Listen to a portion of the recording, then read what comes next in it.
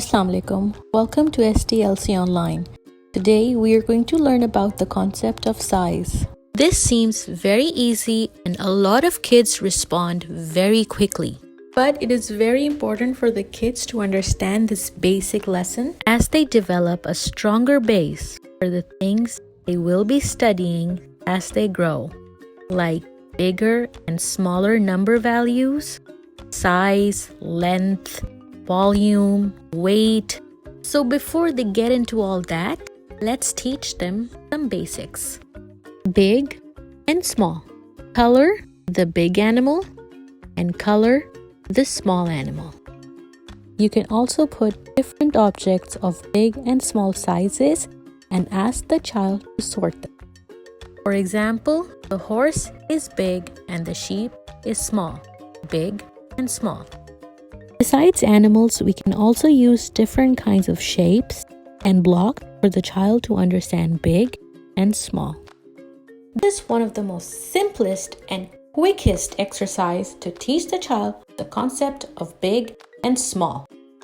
You can use different kinds of caps and draw their shapes on the paper.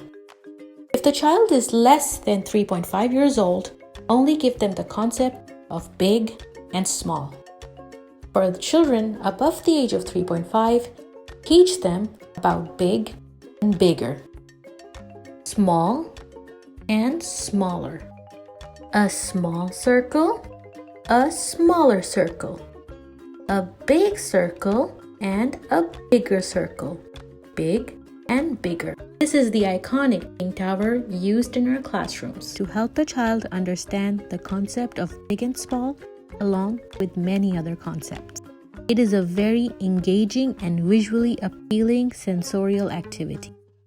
Before performing any kind of sensory activity, make sure the child is sitting very peacefully on a carpet or a clean floor.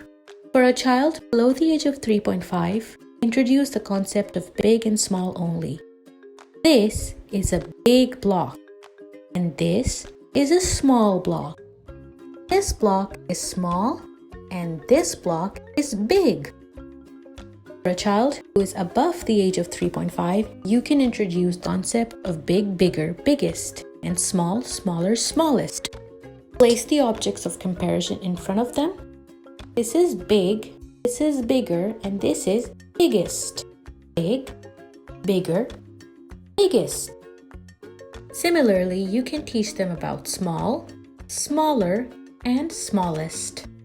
Small, smaller, smallest. In the ages of 1 and 4, it becomes very easy for them to build the ping tower while being on the floor and on the table, as the tower will not cross their heights. If you don't have the ping tower at home, you can do this activity with Lego blocks or a carton or a shoebox. Let's start stacking. With both hands, carefully pick up the biggest block and place it on the mat, and then start stacking with the rest of the blocks.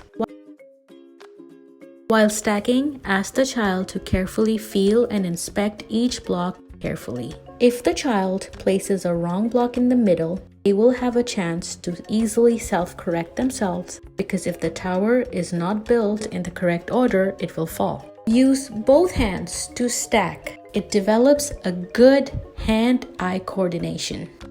Stacking and sorting exercises not only help in developing the child's first vocabulary words, but also help in developing logical skills. It develops focus, concentration, and builds their attention span. Ping tower blocks can also be used to teach the children the concept of bigger number and smaller number.